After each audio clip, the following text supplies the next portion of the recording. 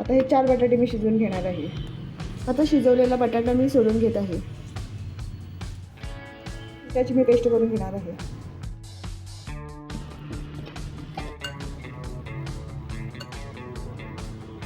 अर्धा कप शेंगदाणे कूट, 2 कप भिजवलेला साबुदाणा ॲड करते. शेंगाचं कूट ॲड करून घ्यायचं. मिरची पेस्ट ॲड करून घ्यायची. चवीनुसार मीठ घालून घ्यायचं. हे आता तयार झालेले आहे. ह्याचे मी आता छोटे छोटे वडे बनवून घेणार आहे आणि ते मी डीप फ्राय करून घेणार आहे.